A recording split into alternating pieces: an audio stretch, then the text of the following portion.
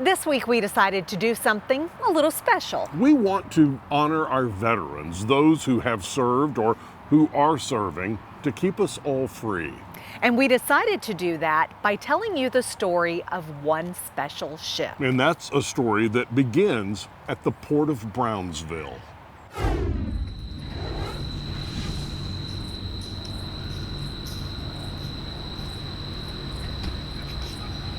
Good morning, buenos dias. We've got a lot to be proud of here. This is a special day.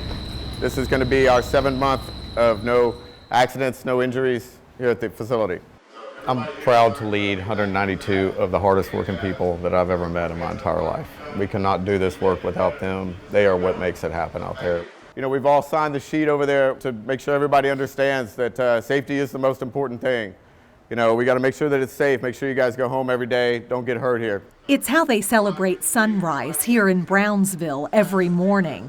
Before another long, hot, dusty, exhausting day of work, company president Chris Green briefs his tough and talented crew of almost 200 men. Be safe today, take a little extra time, look at your work area, make sure that there's nothing that we need to address before you can start work. Thank you. Every time you take a can to a recycler or take something out of the landfill and bring it to us as a metal, we put it back into a product.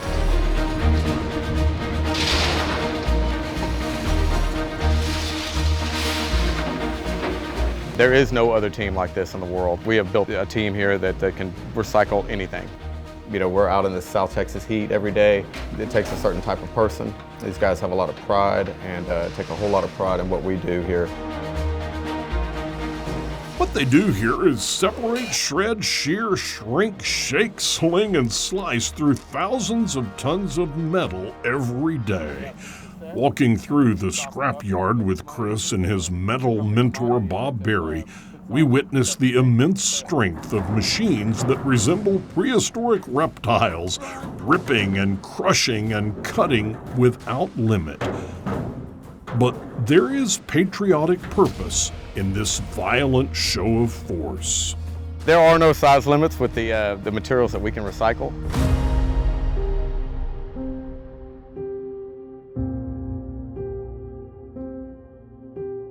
What we do is take our retired warships from the U.S. Navy and we respectfully recycle them, recycle as much of the materials on board as possible.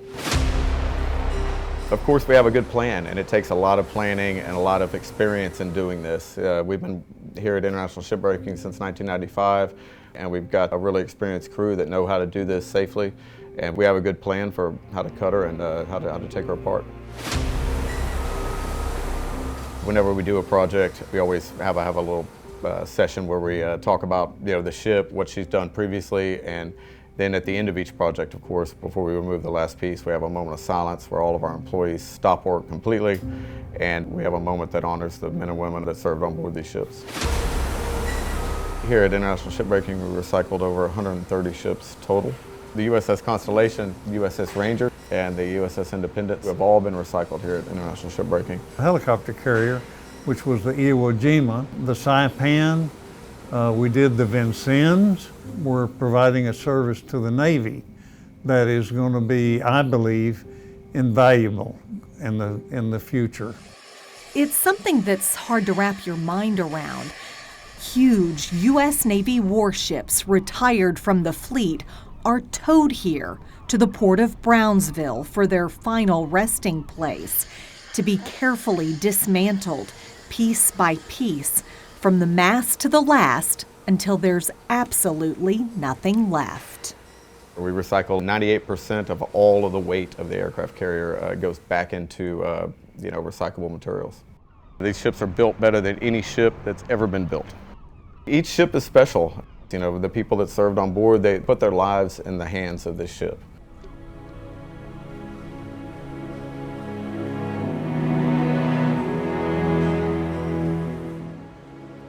We are removing the last piece of a very important part of U.S. history. And a lot of times that involves people that never came back. So it's a solemn moment. With their crew of 200, International Shipbreaking patiently pulls away at every single inch of metal from America's most celebrated warships. It is recycling in its purest form, exercised under the blanket of patriotism and respect. But the crew here knows there's a schedule to keep, for out past the horizon, the largest man-made metal object ever built is headed their way. She's inbound, so she's coming. You know, I don't know how fast they're moving, but she's definitely inbound.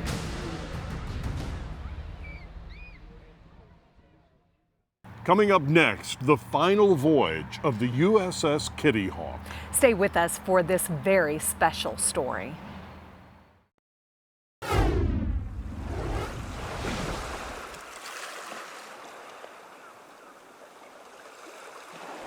She's around here someplace, but I just had to see her one last time.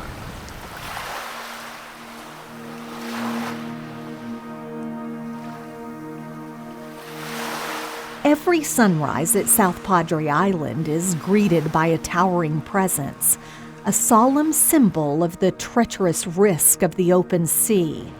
On this particular morning, a silent procession enters the open amphitheater, usually reserved for concerts and special events. Word has gotten out that the USS Kitty Hawk is on her last voyage and that she will pass right by here on her way down the Brownsville ship channel to her final resting place at International Shipbreaking.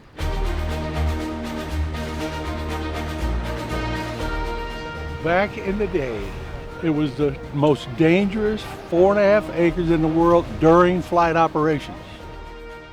The Kitty Hawk CV-63 launched in 1961. This enormous symbol of strength was more like a floating city. At any given day, it took 5,500 sailors to keep the Kitty Hawk going. And since her first days on the world's most dangerous waters, up until her retirement, the Kitty Hawk was home to more than 100,000 men and women at the tip of the spear in some of the world's fiercest conflicts. We're here today to say goodbye to a great instrument of war, the USS Kitty Hawk, by which you have guaranteed our peace in a free and noble land. That was honored in 1972, and then in 74, 75. My dad was on the Kitty Hawk in Vietnam. He's kind of the inspiration for why I went in the Marine Corps. And he's talked about it forever. He was on that ship for about 2 years. 73, we had a bad fire in the engine room. I worked in, it killed 6 men, 3 of them I knew real well. I had to see her one last time before she goes to the grave. You lost friends on that ship. Yeah. I wouldn't be surprised to see the channel here rise from tears. We were contacted by so many people whenever we did our first aircraft carrier that we wanted to organize and put together an event for the veterans that want to see her off on her final voyage. So we were able to partner with the county and put together a really nice ceremony and let these sailors, former sailors, have a final salute as she goes by. I hadn't seen the old gal in 43 years, and I've got memorabilia and stuff, and I would just like to see her before she's put to rest one more time. We put it out over Facebook to make sure everybody knows that this is happening and that they can come down and see the Kitty Hawk for one last voyage. And so we really didn't know how many people were going to be able to make it. There was a lot of interest on Facebook and online. It's kind of emotional for me. So many waiting for one last glimpse at profound memories. The Kitty Hawk is running a few hours behind. Not bad for a ship that's been under tow for more than 4 months and 16,000 miles. The plan is for her to pass this congested bottleneck just long enough for a salute or two, and most likely a tear or two. In a way, we feel like trespassers here. No matter what age, there's a connection among people who stood tall and accepted the immense responsibility of military service to the greatest country in the world. Go Navy! It's what those of us who never served can never really fully understand, but let it be known, we civilians stand in awe of veterans. We share a reverence for their dedication and their deep attachment to the American spirit. I brought a flag with me, and I've been having all of the guys sign the flag. It's Kitty Hawk Veterans. This is going in my U.S. Navy I Love Me room for right now. So, and it's special. Good morning. My name is Chris Green. I am the president of International Shipbreaking, and I'm really glad you could all join us this morning and that we got to have this ceremony at this beautiful park here in South Texas. We had a very nice, respectful ceremony and had a large showing for the open mic, which was very entertaining, I know, to everybody. I know I enjoyed it. I got on the Kitty Hawk in '79 when I crossed deck from the Enterprise. We went to Vietnam the first time. Glad for everybody to see everybody here, and I had to come to her funeral. It's humbling, emotional day, right? Being able to hear these stories about their time on board the ship. She went through some troubling times, but she was a good ship as far as I was concerned. They had great stories. There were stories from people that served in the engine room to the flight deck, from everywhere. I will never forget that one guy that walked up. He got up there to talk, and he was so moved and so emotional that he ended up not being able to say anything. He just stood there, and everybody started clapping, and he turned around and had to walk off. He couldn't talk. Even though he didn't say a word, you knew what he was, his emotions and what he was feeling. You felt it with him. Then, like a ghost gliding through the fog, our first sighting of a floating landmark. And before she goes away forever, we'll take you to the final resting place of the Kitty Hawk and tell you why this ship was so special. We'll be right back.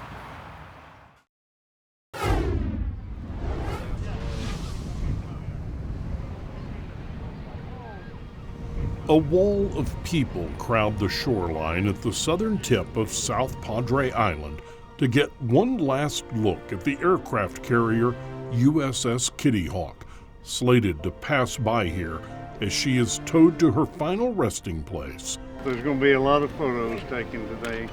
Bob Berry and Chris Green with International Shipbreaking face the enormous task of dismantling the Kitty Hawk, like they have so many other decommissioned American warships. This ceremony is a loosely organized gathering of those who served aboard the Kitty Hawk. Well, she's inbound, so she's coming.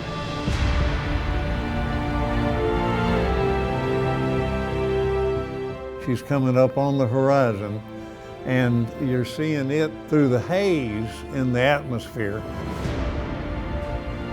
Seeing her come out of the fog, and nothing else on the sea looks like that. So seeing her come towards South Padre Island and everything looks good is a special moment because we know she's going to arrive here safe. That jetty is actually the best place to watch the ship come in.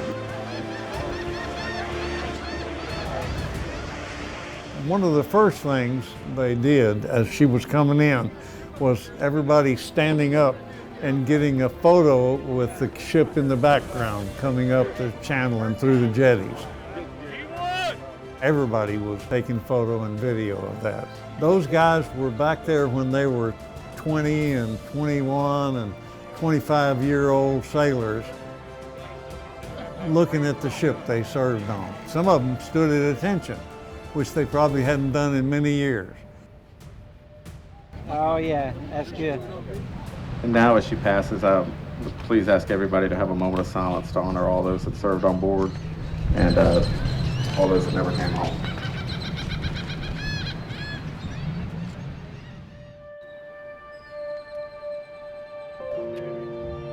A huge contingent of boats. I know every one of the boats on South Padre Island that takes people out to snapper fish had a group on board just to go out and see the Kitty Hawk arriving. And a lot of people that just boat in this area were able to take their small boats out and watch her as she came in and made her way up into the channel. There were so many people that came from so far away that said they had to see her for one last time. So many people could look up at the steel gray symbol of strength and see themselves on that deck again, back to the time when they were not much more than boys, working in the most dangerous 4.5 acres in the world.